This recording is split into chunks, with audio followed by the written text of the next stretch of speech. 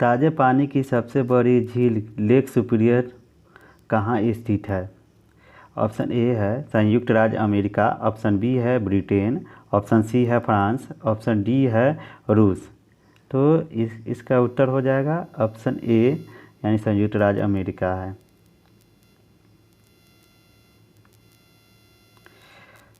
निम्नलिखित में कौन हिंदुस्तानी शास्त्रीय वाद्य संगीत में सुविख्यात थे या है? ऑप्शन ए है शोभना नारायण, ऑप्शन बी में है एम.एस. सुब्बुलक्ष्मी, ऑप्शन सी में है पंडित जसराज, ऑप्शन डी में है एम.एस. गोपाल कृष्णन। तो आपका उत्तर हो जाएगा एम.एस. सुब्बुलक्ष्मी यानी बी नंबर।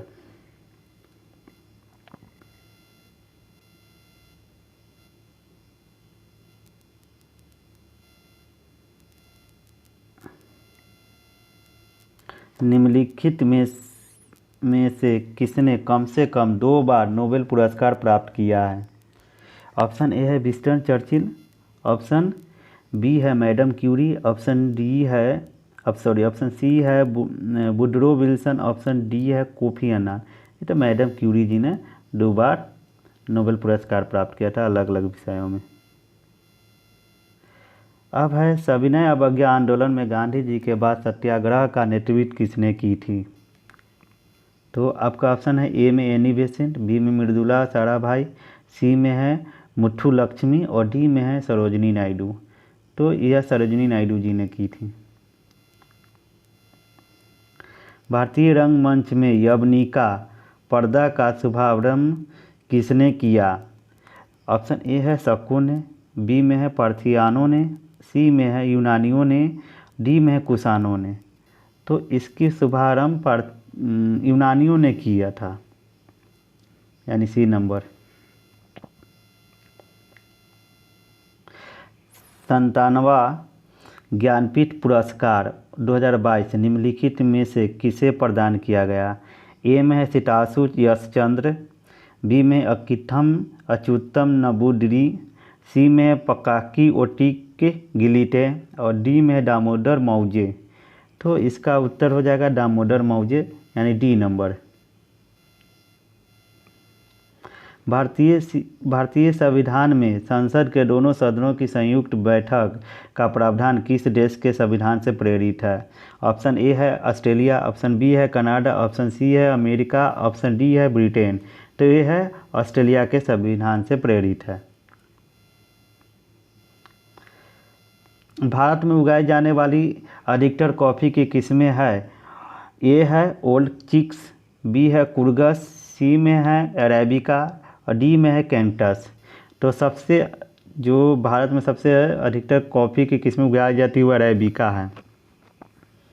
भारत में सबसे ज़्यादा कॉफ़ी की उत्पादन आपको कर्नाटक राज्य में होता है। कहाँ होता है? कर्नाटक। और विश्व में सबसे ज़्यादा कॉफ़ी का उत्पादन कहाँ होता है? तो आपको शायद ब्राज़ील या कनाडा या ब्राज़ील में से कोई एक है। किस योजना के अंतर्गत सरकार ने वह कृषि नीति अपनाई जिसने हरित क्रांति को जन्म दिया? ए है छठी पंचवर्षीय योजना, बी है द्वितीय पंचवर्षीय योजना, सी है चौथी पंचवर्षीय योजना और डी है तृतीय पंचवर्षीय योजना। तो इसका आंसर हो जाएगा डी, तृतीय पंचवर्षीय योजना में हुआ था 1961 के आसपास था। आपका है अवमूल्यन का प्रमुख लक्ष्य होता है। अवमूल्यन का प्रमुख लक्ष्य होता है ऑप्शन ए में है आयात को बढ़ावा देना, ऑप्शन बी निर्यात को बढ़ावा देना, ऑप्शन सी है आयात एवं निर्यात दोनों को बढ़ावा देना, ऑप्शन डी है आयात एवं निर्यात दोनों को हतोत्साहित करना। तो आपका उत्तर हो जाएगा ये निर्यात को बढ़ावा देना यानी बी हो जाएगा इसका उत्तर। संरचनात्मक बेरोजगारी का कारण है अब स्फीति की व्यवस्था, भारी उद्योग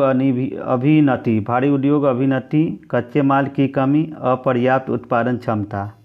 तो ये हो जाएगा अपर्याप्त उत्पादन क्षमता। भारतीय संविधान ने भारत को किस प्रकार वर्णित किया है? ए में है राज्य एवं संघ क्षेत्रों का महासंघ, बी है एक राज्यों का संघ, सी है भारतवर्ष और डी है एक महासंघीय राष्ट्र। तो ये है आपका उत्तर बी, एक राज्यों का संघ। भारत एक राज्यों का संघ है। लोकसभा द्वारा पारित धन विधेयक राज्यसभा द्वारा भी पारित मान लिया जाता है यदि उच्च न्यायालय लोकसभा द्वारा पारित धन विधेयक राज्यसभा द्वारा भी पारित मान लिया जाता है यदि उच्च सदन उस पर की समय सीमा में कार्य संपादन न कर सके।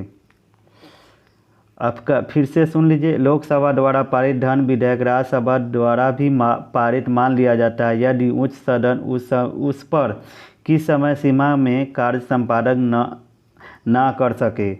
तो ऑप्शन ए है 10 दिन, ऑप्शन बी है 14 दिन, ऑप्शन सी है 30 दिन और ऑप्शन डी है, यानी यह डी है, यह जो है ऑप्शन डी है, यहाँ पे मिस प्रिंटिंग हो गया, डी 40 दिन।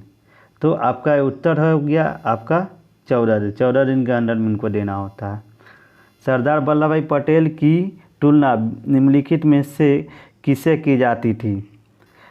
तो आंसर है जोसेफ मैजिनी, ए में है, बी में है कैबूर, सी में है गैरीबाल्डी और डी में है बिस्मार्क। तो ये बिस्मार्क के द्वारा, क्योंकि बिस्मार्क जर्मनी के एकीकरण किए थे।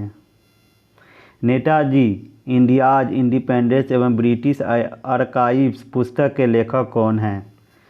तो इसका है आपको ऑप्शन ए में है doctor Abhijit Mukherjee, option B में सोमेन मित्रा, ऑप्शन सी में है कल्याण कुमार डे और ऑप्शन डी में है निखिल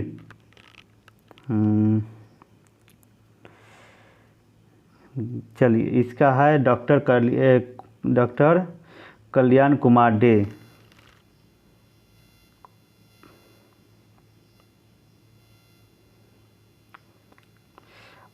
चलिए क्वेश्चन नंबर 16 में है, मौलिक अधिकारों को लागू करने के लिए रिट जारी की जाती है संसद द्वारा, राष्ट्रपति द्वारा, उच्चतम न्यायालय द्वारा और चुनाव आयोग द्वारा। तो ये उच्चतम न्यायालय द्वारा किया जाता है। यह 5 प्रकार के रिट जारी कर सकता है उच्चतम न्यायालय। भारतीय अक्षय ऊर्जा दिवस या नवीकरणीय ऊर्जा दिवस प्रत्येक वर्ष किस तिथि को मनाया जाता है?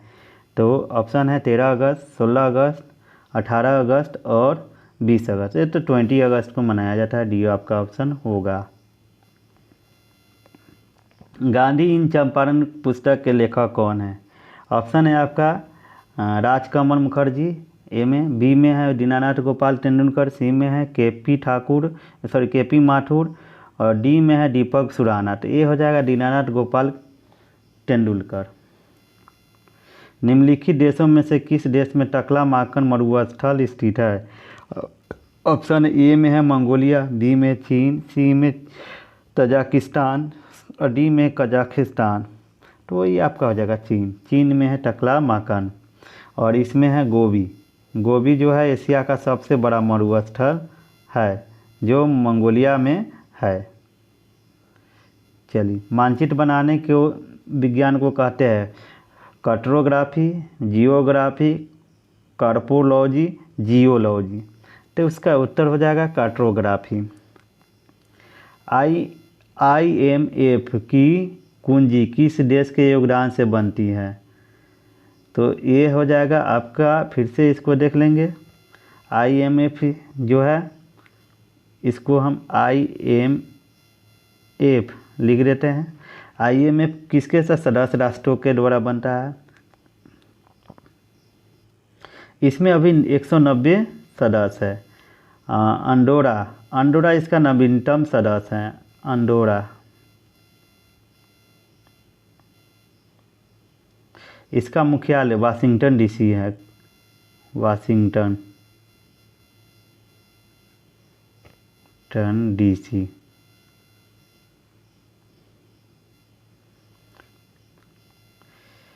राष्ट्रीय कृषि अनुसंधान प्रबंधन अकादमी कहाँ स्थित है? ए में देहरादून, बी में हैदराबाद, सी में नई दिल्ली और डी में ईटानगर।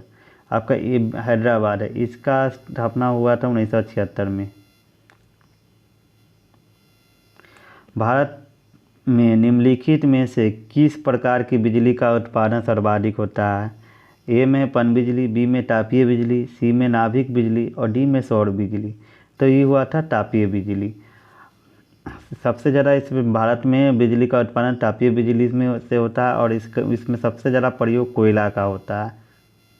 कोयला से हमारे देश में सबसे ज़्यादा बिजली का उत्पादन होता है। जब स्वतंत्रता की माउंटबेटन योजना स्वीकार की गई उस समय भारतीय राष्ट्रीय कांग्रेस के अध्यक्ष कौन था? तो उस समय है और आपका ऑप्शन है जवाहरलाल नेहरू, बी में सरदार पटेल और सी में मौलाना आज़ाद और डी में आचार्य जे.बी. कृपलानी। तो ये आपका उत्तर हो जाएगा आचार्य जे.बी. कृपलानी जी थे। लोकसभा का चुनाव लड़ने के लिए प्रत्याशी की न्यूनतम आयु कितनी होनी चाहिए? 18 वर्ष, 21 वर्ष, 25 वर्ष या 26 वर्ष? तो आपका लोकसभा के लिए 25 वर्ष होना चाहिए। इसी 21 वर्ष जो है वो पंचायत के लिए, पंचायत जैसे मुखिया का हुआ, वार्ड में सदस्य का हुआ, ये सभी के लिए 21 वर्ष है। राष्ट्रपति के लिए 35 वर्ष है। कितना राष्ट्रपति के लिए? 35 वर्ष है।